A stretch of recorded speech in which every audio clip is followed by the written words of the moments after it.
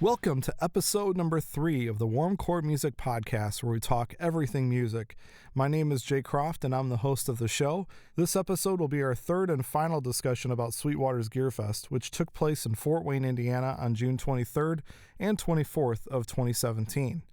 Like most people that attend Gearfest, I was joined by some close friends. It just so happens that both of my friends are great musicians that each have their own businesses. Ryan Looney is a drummer, home studio owner, and mixing engineer that operates under the name Electric Alley Music in Wyandotte, Michigan. And Ed Sertage is a guitarist, bassist, and owner of Woodshed Studios in Oak Park, Michigan. An upcoming episode of the Warm Chord Music Podcast will feature a second interview with both Ed and Ryan as we talk about both of their businesses. However, let's listen to this first interview, which focuses on our experiences with Gearfest, what we liked, didn't like, and what keeps us coming back each year. All right, day one, Gearfest. Here with Ed Sertage and Mr. Ryan Looney. What's up? What I was hoping we could do is talk about kind of what you guys have experienced at Gearfest in the past. So, how many Gearfests is this for you guys now? 5 or 6. Any particular memories from past years? Anything that stands out, that whether it was good or bad, that just kind of sticks out in your head? Ready? I like a lot of the workshops in the years past, especially like ones on mixing and mastering, and a lot of the stuff that Dangerous Music kind of put together I liked in the past. And I really enjoy the DW presentation. John Good does a fantastic job of explaining the theory behind how he constructs the drums and the tone woods and why he chooses the type of laminates and the way he laminates the drums, and that's kind of like what stands out to me because that's the kind of stuff I'm into. I really like the I like all the Dangerous Music stuff, but I really liked what stands out to me is one year Ryan West came in, and Ryan West is a mix engineer for hip hop specifically, like just that's his only genre he really focuses on. He does Dr. Dre, Kanye, everyone. So they gave him like this little room off to the side where he could go, show people how to mix rap because no one wants to go in there. But it was packed, and he was representing Universal Audio, and he was just basically like showing you like the dirty of mixing. It wasn't like trying to pitch you anything, it was just really like, here's what the ATR 102 does, this is why I use it. Here's why I'm using, I even talked to him about a little bit about Sound Toy stuff, and he was cool with that, even though he wasn't representing them. So he was really cool. I liked Ryan West. So what makes you guys keep coming back to Gearfest? I mean, it's cool that we're all hanging out and, and stuff, but I mean, you guys have been to multiple, Gearfests now. Why do you keep coming back?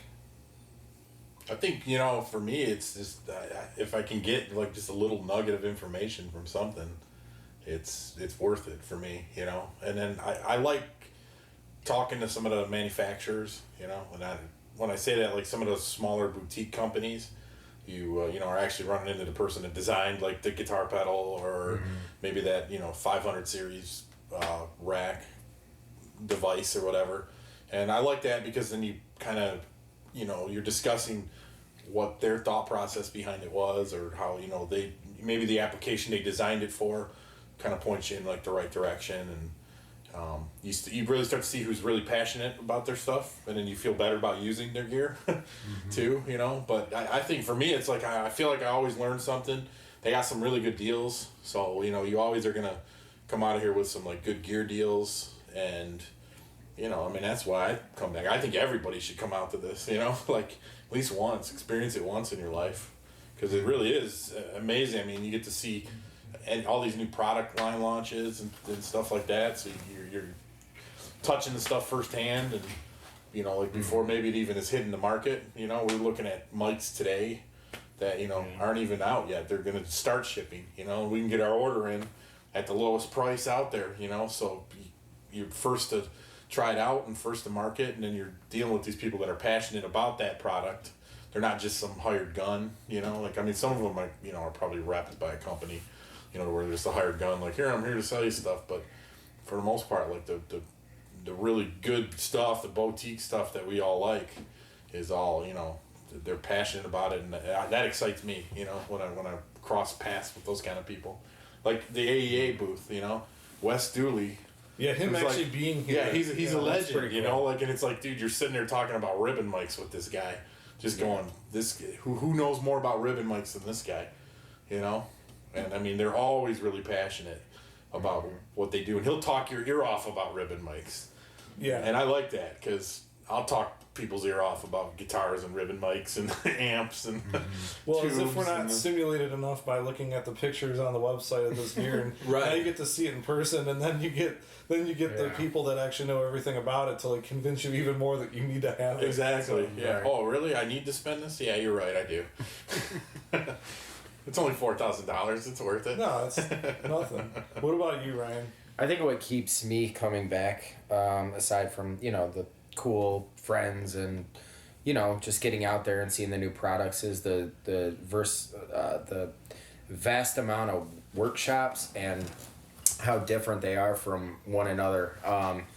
So you could, you know, one year focus specifically on like mixing, mastering type thing, and the next year you might focus on acoustic treatment.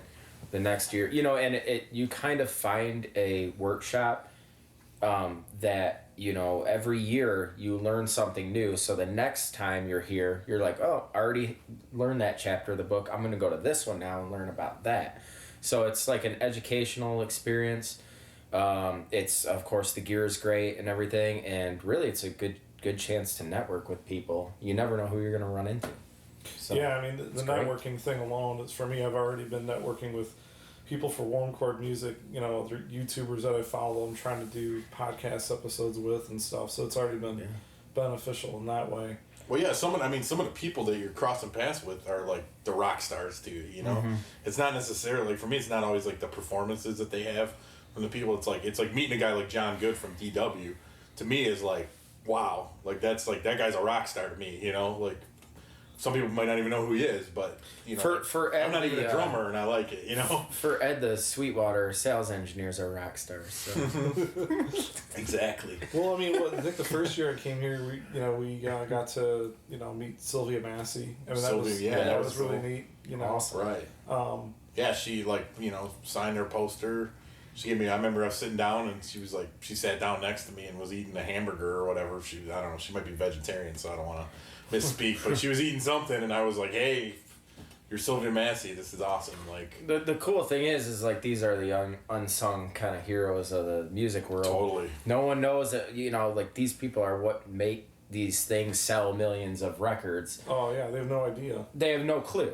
Well, like today, the stem mastering thing, like, I mean, you put any like average listener in that room, they have no idea what is being talked about. Yeah. But they would be able to tell you that it sounds better. Yeah, this sounds better than that. But, you know, funny though is like they're doing all that work and still like music is not selling. You know, it's a shame because of all the work that goes into that. That's another topic for another day, but it just shows you, you know, these people that we're learning from, they're just crazy talented people. Well, then all three of us, none of us are mastering engineers, but we go to that, you know, in the performance theater about stem mastering, and we learn something. Like you said, you take away at least one little thing, you know, and some little nugget about, you know, hey, maybe I'll process my stem tracks and then mix them together. And I learned I'll never have the money to master it with that equipment. That's what I learned. Yeah, exactly. And, you know, back to what I really like about it is that they very, very subtly kind of push the product. They don't, like, you know, and this is what I use, and this is like the end all be all, you know, of a great sounding mix or whatever. It's like it's like a little brief suggestion, you know, and if you're like us, you go, okay, well, I know, like, this, what I have does the same thing, you know, but I just learned how to utilize it better. So, well, sticking with like things you liked about it, I mean, what do you guys like the most about Gearfest? What is it, you know, that you get out of it the most? Like, for me, I like the fact that, you know, I look at all this, you know, you get the gear lust, you see this stuff in the magazine or online, you're like, man, like, I'd really love to like feel what those knobs are like, you know, like what's the quality of the, you know, of the actual product itself. You can make anything look good, you know, you take a nice picture of it, but to be able to see it in person, then talk to somebody intelligent about it, that's what I like the most about it. Yeah, I like being able to like kick the tires, you know, on something like that. I think the thing that like cracks me up a lot of times is I'll see a picture of like a mic in a magazine, like a Lawton Audio or something, you know, and you just go, oh, that's cool, you know, like looks like a good mic, and then you get here and the mic's like 5 times bigger than what I thought it was, you know, because like you're like, whoa, I thought like that mic was way smaller, or like some of the Neumann stuff, like it's like they're way bigger than they look in the catalog. So like it's really like eye opening when you're there and you're able to touch it and handle the stuff, and when the vendors really take the time to set it up so you can kick the tires on the stuff, it's a super meaningful experience. You know, today it seemed, I don't know if it was because of the rain, they didn't have everything set up right away, but you know, as the day went on, more and more stuff got set up, and you know, you're able to. I'm with Croft and you. Yeah, the tangibility of everything, like just being able to go up, feel the knobs on something, you know, see how it kind of, you know, the build quality of it all for sure is like huge, because we've all gotten something in, you know, from, you know, anywhere, you know, and we've opened our box and been like, damn, man, I thought it was going to be a little beefier, a little better, you know, and then you're kind of disappointed. So this is a great chance to not only test things out, how they sound, but maybe how they're going to hold up. You have every high-end, you know, pedal company here. You have every high-end amp company. You know, you're not limited to like, oh, here's the Boss and the TC Electronics, and you know, I mean, you get these little. It's not just the standard. Little boutique companies, and then, like Ed said, you get someone that's really passionate and really believes in what they make, and they're like not trying to sell you, but trying to educate you on their product. You know, for example, we go up to the Aston microphone people. They are explaining everything, showing me, you know, frequency response and all that to their mics. Then we walk in the Shure bus or whatever it was, and like not one person talked to us. All their mics, the SM58 is behind a glass thing. You can't even feel it. Right, it's a $58 mic right now. That's because Bono uses it. Well, you know what? Hell with Bono. Yeah, it was a totally different. It was like they stopped trying.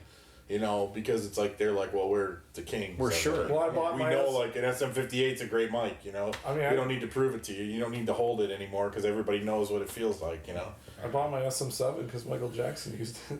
No, great microphone. It is a great microphone. It is a great microphone, dude.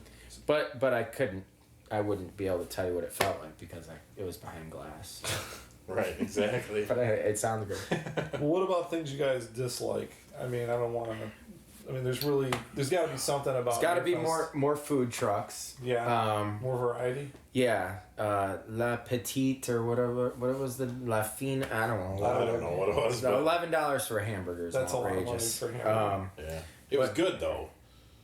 It was good. I think that as the, you know, having gone 5 years now, 6 years now. Just some of the material in the workshops is it's regurgitated a little bit, so I think they need to bring in some fresh blood next year. You know, because you see the same faces, you see the Fab DuPonts, the Mike Wells, you know, the Paul Reed Smiths, whatever, and they're, you know, it's like, oh, back again, you know, and that's cool because they're all really good at what they do, but I'd like to see more variety. I'd even like to see some like project studio, home studio people that have made like hit records in their home, you know, come out and talk about. Yeah, that'd be great. I mean, I think that for me, just, you know, going to like even the one clinic we did today, you know, I don't want to hear pop, you know, EDM type stuff as much. And like, I think there's a lot of people there that, you know, they would also want to hear some rock stuff, and no one wants to. That's not for everybody. I'm not saying, you know, play some Slayer type stuff or anything like that, but, you know, just I think that if they did some clinics or workshops that were, you know, a little bit more guitar oriented, a little bit more rock and roll versus some of the pop stuff, to me that would be more beneficial to what I'm trying to learn, what I'm trying to do. It's a little bit selfish, but still, I mean, that's how I feel about it. Yeah, I mean, that one year they had Gary Hoey here. You know? I mean, I'm not like, it's not like, I'm not, people that know me know I'm not like a big guitar guy to where I'm like, you know, all about like the guitar player type guys, but Like, I mean, he came out, we went to his clinic, and then, like, Billy Sheehan came out, started jamming, playing, like, impromptu jam, you know, with the I don't remember who, was it J.R. Robinson on drums, I think? Yeah. They just started jamming, and, I mean, it was awesome, man. I think they played the Hendrix tune, and just out of nowhere, just an impromptu jam, you know, and it's like, the people that were there were like, holy cow, this is awesome, like, it was real spontaneous, and just, you know, it's cool. You're seeing, like, these, like, 3 great musicians that, you know, are just taking advantage of the fact that there's 3 great musicians in this room, and, you know, it fit that whole rock and roll, you know, like, just here we go, it's these, you know, 3, just, it's a power trio right now, you know? Yeah, I would also like to see, just real quick, I would like to see more, like, focus on, like, one specific thing instead of trying to get from, like, song start to song finish. You know, like, if you just showed me, like, here's how to mix drums, you know, for metal or whatever. Like, just that. Yeah. Like, don't show me how to mix a metal song. Show me just drums. Here's how to mix an acoustic guitar for a singer-songwriter. Yeah. Just spend an hour. More like, takeaways, really getting in. you know, I mean, more things. Yeah, and then you take can even away break from it down. You can say, okay, the next thing is going to be mixing metal guitars for the same song, you know? So, like, if you don't care about how to mix metal guitars, you just want to know about the drums or whatever, you know? Yeah. Well, then you don't get as many people in a room necessarily that aren't, you know, I mean, you can satisfy one crowd versus having, you know, 300 people in a room and maybe 100 of them really got something out of it, or more description of what is actually going to be covered. So, you know, if you want to invest your time in that when there's another event going on, 15 that starts 15 minutes later that you might want to check out, and then you're like, oh, damn, I wish I would have went to that one after knowing what this one was really about. And bring back the guy that looks like he was in Stir of Echoes. And get rid of that. Get rid of Lynn. Was it Mark? Was that his name? Mark. I think bring Mark back Mark. For years we've seen that Mark guy. was a great guy. In the performance theater, specifically. Yeah, so that's something we ran into today that we didn't like. The fact that it took 10 minutes before the actual clinic got going because you were talking about next year's Gearfest. Right. And, like, asking everybody if they had the app and everything like that. It's like, look, you're already... Yeah, the guy had, like, a laundry list of stuff to discuss, and it's like, all we care about is what's going to happen now. Like, introduce the guy that's going to present, and then he gives Mike the 5-minute warning. Hey, 5-minute warning. The guy in the front of us, if you notice, he had, like, a question. Oh, yeah. You know, and like he was trying to ask it during it, but he was like respectful and didn't just, you know, put his hand down. And Mike said, you know, hey, we got time maybe for like 1 or 2 questions. And that guy he's like, sure, what do you got? And the other guy goes, no, we don't have time. You got to make it 3 words long. Yeah, 3 words long, you know. And it's like, well, you made a 10-minute announcement at the beginning. But I do like Mike's passive aggressive, you know, comment. He's, I'm going to give the stage back to you now. Just exactly. Something like that, though, like, you benefit as an audience member from hearing other people's questions. Exactly. I mean, so you want that interaction, and I'm sure that the speakers, you know, want to have that interaction too, you know. And we know that there's like a time frame. It's not like we're going to sit here and ask 400 questions. It's like there might be those 2 or 3 questions that, you know, we could have all benefited from. But the guy at the beginning shouldn't have been so long-winded. Like, we know you got to promote whatever you're doing, but it was just way too much. Like, people were just looking around. I mean, I know I was at that point, like looking around, waiting, when's Mike coming out to do this mastering thing that I've been waiting patiently for. The cool thing about, like, Mike Wells' thing was that, like, everybody could kind of, like, it was such a glaring difference from, you know, pre-master to post-master. What was that again? Yeah. Post. Post. Inversion phase. Post-edits. Yeah. But, it was so glaring that I'm sure every audience member could hear it, but unless you're kind of, like, really advanced at that stuff, he was flying through it. He's like, no, I'm going to grab the EQ. Well, yeah. You don't know what he's scooping out, what he's at, you know, like, he had his little chart up, but he seldom was like, this is what the compressor's doing. Right. This is what I'm knocking off. This is the attack on it, you know? And I think people like us could benefit from that more than just going like, oh, I'm going to grab the EQ Well, now. And the thing is, I would bet you 90% or more of the people in that room don't have the equipment he was doing it on, okay, for whatever, you know, and so, you know, actually showing this is why I'm taking this out of this frequency, or this is why I'm adding this in, or this is, you know, like explaining that. So now when I go home, I can try it with a more in the box solution. Thank you. Well, he did kind of. I mean, with his notes, he explained that, right? I mean, at the beginning, he was like, "Hey, I hear mud in this, so what we're gonna do on the guitars is this," and It's talking about a real minimal notching and shelving of frequencies and stuff. It was just a very But yeah, he just did it all quick. Elementary There was no version of it. I mean, as far as digress. like, yeah, I digress. I digress. What stood out to you guys the most today? I mean, as far as gear goes, what's some of the stuff that excited you that you're, either thinking about picking up, or if not this weekend, maybe in the future? Those Aston, is that the right brand? Aston, I think we all have the same I think answer those on are that. pretty cool. Yeah. Once too, talking to that guy and knowing about how they're all about like sustainability and recycling of materials, and to know that I think he said they buy it from like It's all recycled. Yeah, it's all recycled Yeah. tubing that they cut and then polish with that stuff, and it's like they're a paperless company. So like I asked for a brochure, they're like, yeah, we don't do that, and they give you just a card and check out our website and whatnot. Capsules aren't made in China. Yeah, the thickest card in the world, so I don't know what they're making that out of, but Capsules aren't made in China. yeah, Yeah, I mean, it's just and it's like quality stuff, and I mean that excited me, the right price on it, and just the person's knowledge and enthusiasm about it, and how they truly believe that they have the best product, and how the technology now allows them to have that sustainability with it. I was excited too about bass company Fodera, I think is how you say it. I was really excited with that. They were another company that was really knowledgeable. They spent a lot of time with you guys. Yeah, and they had. I mean, where you're talking, Thank you, Laura. Laura.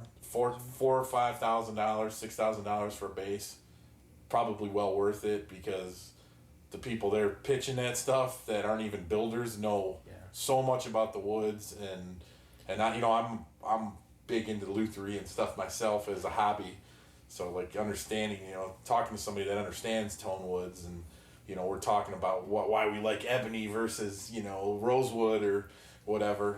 That was nice and refreshing, and it gets me thinking like, hey, someday if I have $5,000 to drop, and I'll they're be based buying out of one of your Brooklyn? and That's I'll be buying one of your bass guitars Really, how versus much it like cost? a $5,000. I saw an $8,000 one. Yeah. There. Oh my gosh. But you can get them totally custom. I mean, they build them in small batches, and even like the stuff that Sweetwater's carrying, it's $4,000 or whatever. But I mean, the quality of workmanship and the quality of the materials that they have, and the availability of materials, like you're gonna spend $4,500 on a Fender custom shop bass. It's like, to me, I might want to go with that team of 17 people that are building these things out of their shop, like in Brooklyn, out of like the love and passion of that instrument. Not that there's anything wrong with a Fender custom shop or something like that, but it's just something different. It's like a different, I feel like maybe they're a little more, hungry for the quality of their product to be top notch or something, Well, if you're going to be selling bass guitars, you're going to have to be able to offer something that the Fenders and, some of the other top brands out there that most people associate with, that they offer. So I thought it was kind of cool too, talking to the girl that was representing them. She was telling me about like, the quality of the wood that they select, and she was telling me about like the moisture level and how they like basically reject anything that's at a certain moisture level, and they are a really compliant business with Brooklyn's like codes and everything. She says Brooklyn's like crazy about that stuff. She said the fire department loves them. They're always there checking things. But she, like you said, she was just really knowledgeable, and she seemed like she, wanted to like be part of something that was greater than just like a big assembly line. She was telling me that like for example, the employees, they can't like take out like financing or something on the stuff. So the longer you work there, you build a credit toward an instrument. Oh, that's cool. So yeah, I don't know why you can't open a credit card or something. It must be like a conflict of interest or something. Yeah, but like she said, like if you work there 5 years, you get like a certain credit. If you work there 10 years, you get, and just keeps building up. Yeah, that's great. And then you get, an instrument. Yeah. Or whatever. Well, yeah, I mean, and how many people, if you're at the Fender booth or the Gibson booth or whatever, none of them are talking about moisture content of wood. No, I didn't have. I mean, none of them have wood samples out to say. I mean, it's just given. You know what a Les Paul's all about and whatnot. But I mean, they're focused more on like, let's move the units. you know, here's the new, it's got a wider neck, or it's got this, versus like this company, it's like, oh, you like ebony? Well, you can get ebony. Oh, you like Indian rosewood? You can get Indian rosewood. Oh, we even have Brazilian rosewood. She said that the website, too, when you buy the instrument, like if you take a picture of it with yourself, you know, and then they'll put it as like the newborn, like on their website. Yeah, so they have like a whole section of like newborns. That's and awesome. they keep everyone's picture up there with like their little story or whatever. That's awesome. Yeah. So, I thought that was that was impressive. I mean, that was a standout thing, and I'm not even in the market for a new bass or anything, and that's out of my price range at this point in life, you know. But, you know, hey, they're filed away, and they're gonna be something. If I ever have a friend that's like, hey, I want to spend $8,000 on a bass, you know, what should I go with? We know lots of people. You know, go with this, man. You know, like, especially that's the way Detroit, to go. you know. Yeah, lots of yeah, exactly. We're just everywhere. full of money.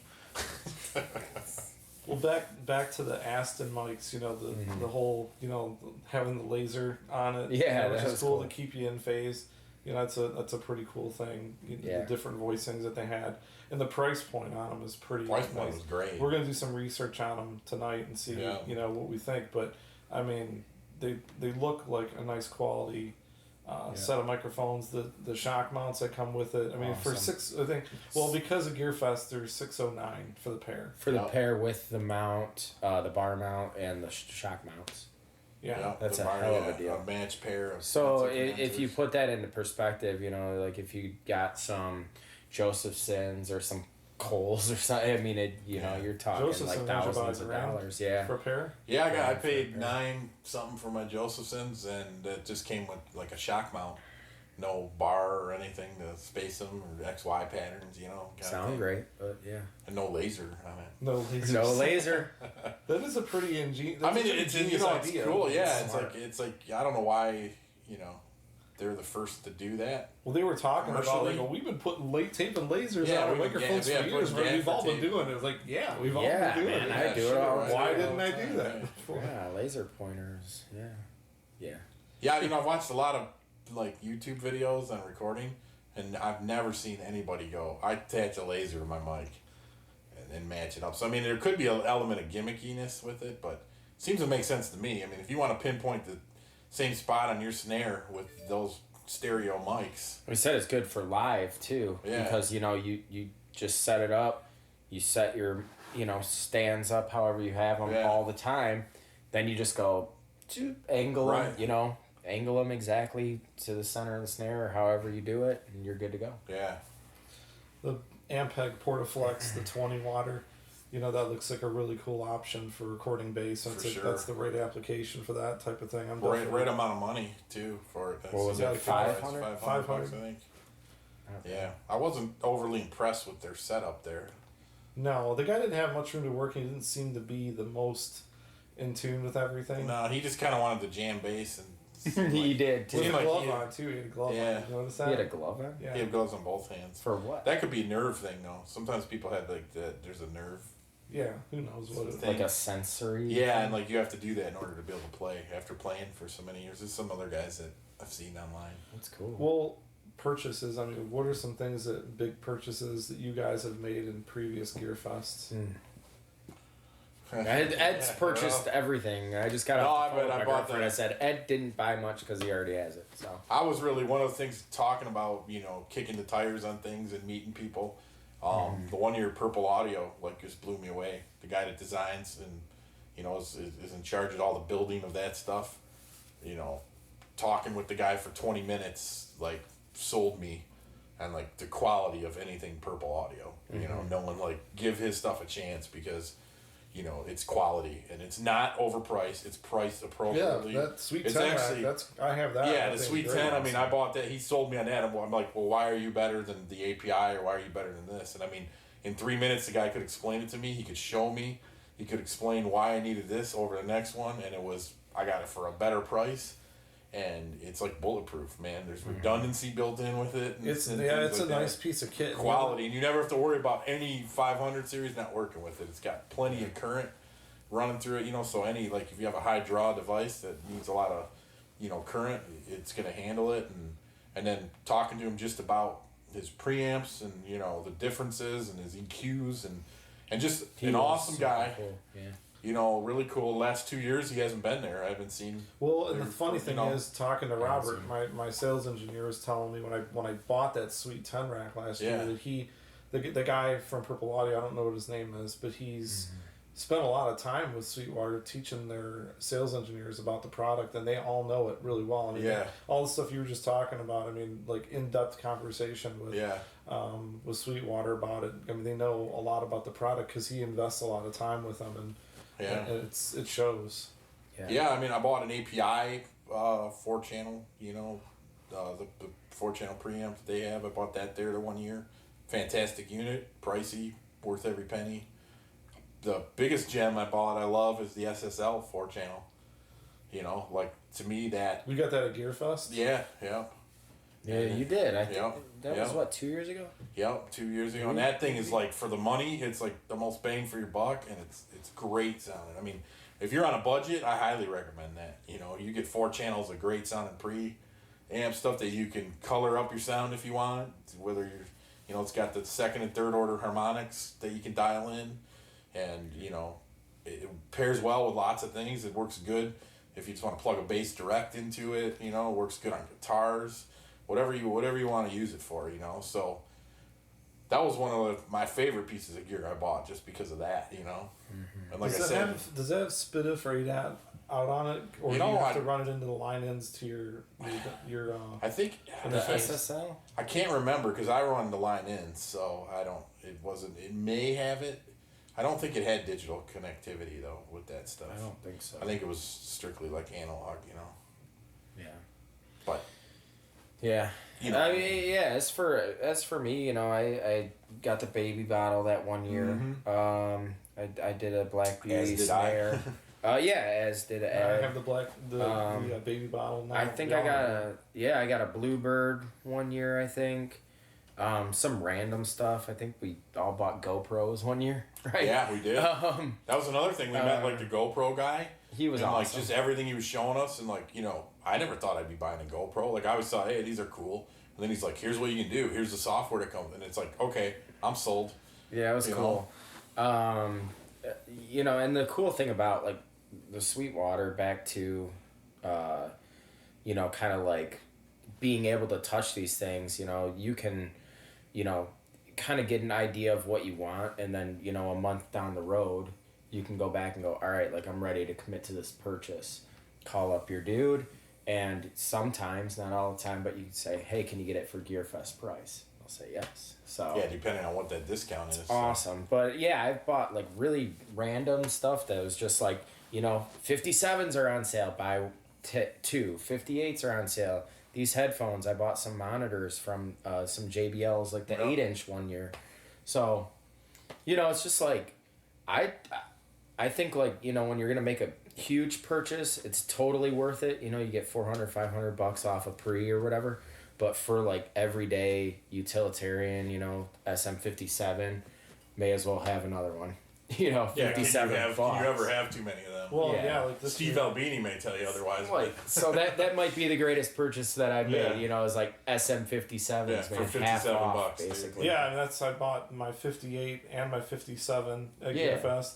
Then I'm gonna pick up the Sennheiser 609. I've been meaning to pick one up, but $30 less. Yeah, I picked up two 609s on this trip because it's like for $70 a piece. Like they're fantastic sounding mics. Yeah, they're nice. I like the design of them. I like how you can get them close to a guitar speaker if you want. And I don't know. They're just it's like those are like no brainers. Well, yeah, they're running the 300 off the AKG 414. Yeah, that's a fantastic. I bought one of those the 1 year that they had a good deal like that on it too. Yeah, I think it was the same. Fantastic. I mean, if you don't own one of those, everybody should. So it's like pick one up when it's that deal because you're never gonna find it for that. The Almighty Black Beauty purchase last year. The Almighty Black Beauty, the best snare that I own, that I have ever owned. 14 by 6.5. Bell brass, hand hammered, just heavy as hell. Ludwig classic, man. You can crack the hell out of it, or you can get, as sensitive as you want, play it with brushes, whatever. It's just response is like no other snare that I've ever played. So I think I walked out with that for $715, somewhere around there. And Patrick, the sales engineer dude, remembered selling it to me a year ago. Came up to me today and was talking about it. So they remember you. And he even remembered the drum that we were comparing it. That's what I was gonna say. It was he remembered it more than we remembered. Yeah, it was between that and the Pearl version of the Black Beauty. Yeah, or we whatever. couldn't even remember it.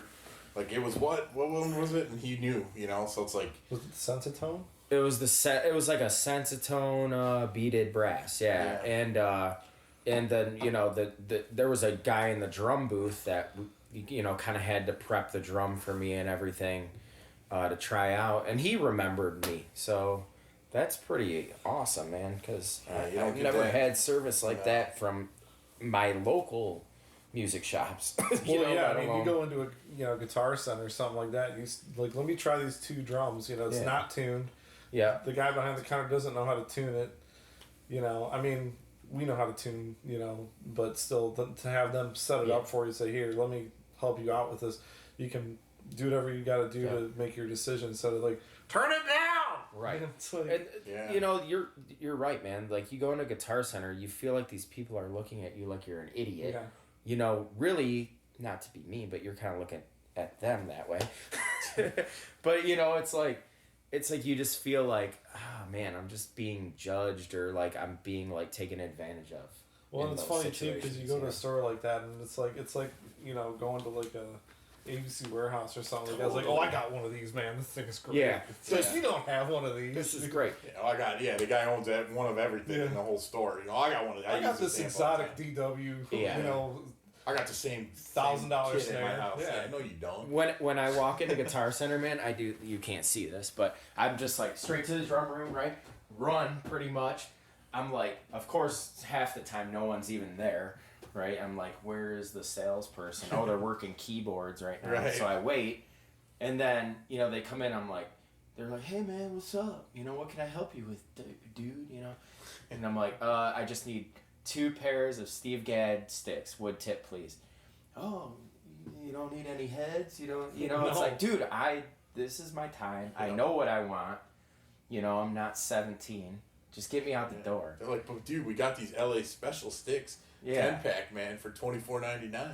Well, and then like, they're like, the credit card's always an issue still for some reason. Can I see the card last 4 digits or whatever? And then, at least they got rid of the receipt thing where you had to show your receipt at the door. Oh, I know. Remember that? That's gone now. Yeah, that's so you buy like a bag of picks. In debt or something like that. It's pretty bad. They're gonna close up shop from what I hear. I mean, that's the kind of stuff, dude, that happens. Is like, you get people that are not focused on the customer.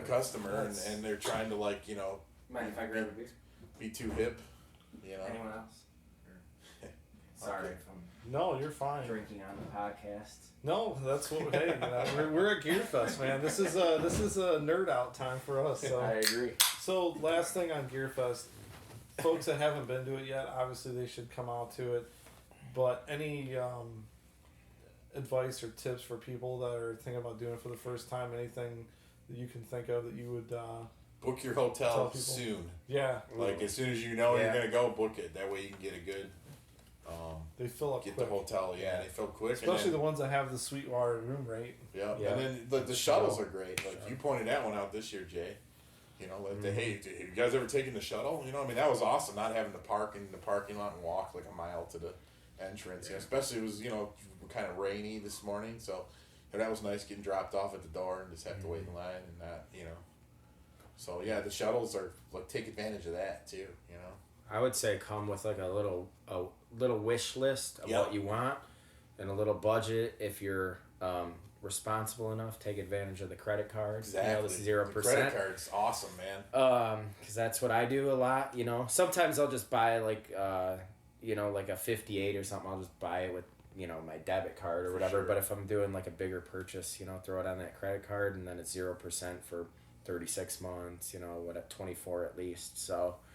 Do that, and definitely take a look at the website beforehand and kind of map out, what you're going to do on what day, who you're going to see, and, make sure your schedule's kind of at least loosely planned out before you get here. Yeah, I want to try to follow my own advice next year that if I ever want to see any of the clinics that happen in the studio, then I have to get in line way early. Yeah, get Because there like a half this is the hour. third year in a row now. I've not been able to go into any of those clinics because we were not in line. Yeah, in it's time. such limited seating, and everybody wants to get in those. Everyone you know? wants to be in the studio. Yeah, they all want to be Yeah. by the board. Right. You know? Yeah, what's that knob do? Yeah. Cool. Can I turn that knob? Cool. Well, thanks for spending some time on this. We're gonna go back out tomorrow, spend another day there. Anything in particular that you guys are looking forward to tomorrow? Anything you want to look at? I want to talk to my sales engineer about the new propeller head Reason that just came out, because they have Propellerhead has finally decided it was a good idea to work with VST plugins, so I can use all my waves and stuff. And by the way, shout out to Waves. I got to talk to those guys tomorrow. Yeah. I got to go over to their booth and meet Michael and Jeremiah and get a picture with them for my Waves, dude. But anyway, so I want to talk Propellerhead Reason and see what kind of price you can do on that. I want to look at the Warm stuff. I want to look at their version of the LA2A and the 1176. Dig into that.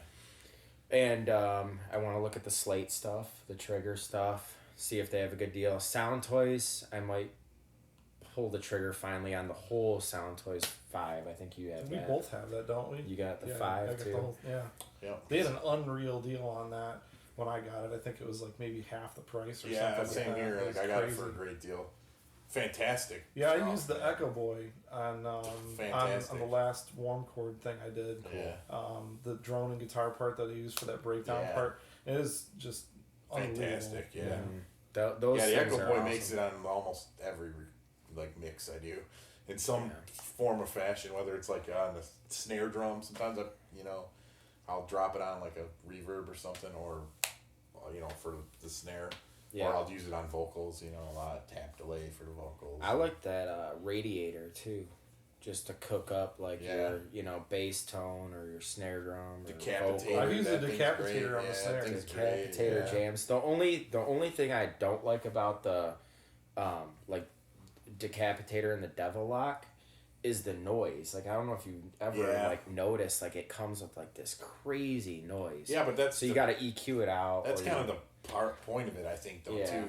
It It's can like, just kill your I recording. threw it on the room mic bus that I had for the Warm Chord stuff, the double lock, and it kind of destroyed it a little bit. And I just used that a little bit with it, and it's nice. Yeah, it's nice because they got like I'm not too familiar with the Devil Lock. I mean, I know what it is, but I don't have it, so I haven't used it. It's like a two knob thing. Yeah, but I mean, it's like I know like with the Decapitator, you got the mix knob, so that's really cool to like blend it. Like you can dirt it all up and then back it off and just find the right amount, or throw it on like a parallel bus or something like that. I've done that too for snare, and so I have used it in that application as well. Dirt things up like that. Have you guys used the micro shift by then? No. It's really cool. It I just downloaded pitches it, but things I up didn't a try few it. cents. Is that one of the ones like with the Devil Lock, or if you demoed it when it first Yes. came out, you got the full You got version it of it? free. Yeah, Yep. that's what I did for a couple of those things. Yeah, they're a great really company. cool. Yeah, they're in Vermont, and I remember seeing like a picture of their headquarters, and it looks like the coolest place in the world to work at. It looks like a little hobbit house or something. Really? Yeah, it's just really. Well, they were cool guys. They were here that one year, and they were like the developers and stuff, and they were like really cool guys. So I mean, they won me over too. That was another Gearfest win over. Like I always was intrigued by the stuff and saw it in different demos, but meeting those guys and talking to them, and really having them tell you, well, this is why our stuff's better. Yeah. Right. It sells you on it. Well, I'm looking forward to to the Chris Lord-Algae Yeah, clinic that's tomorrow. I'm with you on that too. That's gonna be interesting. That's right. Yeah, that'll be good. I mean, he's a legend, so Yep. It's like, when are you gonna pick somebody's brain like that? Right. So you get free education for an hour, listening to some guy that's done and seen it all. I'll take it, man. Just buy his plug-in set and you'll be all set. Yeah, There you go. Yeah, It's right? the way I will say though that CLA, the signature. sounds great. The signature. I mean, everything. if you just want to get like a mix up really quick, just like I do this a lot with Yeah. the Warm Chord stuff. Like for me, I'll I'll start writing a song, and I'll have a verse idea, and I'll have maybe a chorus idea, and I'll just do one time through it. I just want to throw some bass on there, get a quick mix going, so I can get it in my car, start coming up with other ideas. To me, that signature set is just the best, way to get up and running quick, really quick. right? Like Yeah, just quick. I will say that on the bass side, his signature plugin for bass is really good, but the Jack Joseph Puig, is that how you say that bass one is really nice as well. If you've never tried it, see if you can grab it when it's on sale, because it goes on sale a lot. Really full sounding bass, really nice. So cool. Well, we're gonna go ahead and end on that note, and we'll talk to you guys later. Beautiful. Thanks for having us. Later. All right, that was my interview with Ed Sertage and Ryan Looney. You can visit both of their websites by going to woodshedsound.com and electricalleymusic.com. I want to thank both Ed and Ryan for their time and willingness to participate in the podcast. You're going to be hearing a lot more from those guys in future episodes when we get into some more specific music production topics. As always, I'd like to say thanks to you for listening. If you could, please take a moment to follow on SoundCloud and subscribe to the Warm Chord Music YouTube channel so you can connect with other Warm Chord projects I have going on. If you'd like to support the podcast monetarily, completely optional by the way, I have a Patreon account set up, which will give you access to some exclusive blogs and other information. Both accounts are early in development, but your support would mean a lot towards growing the Warm Chord Music brand. Thanks again, and let's talk music soon.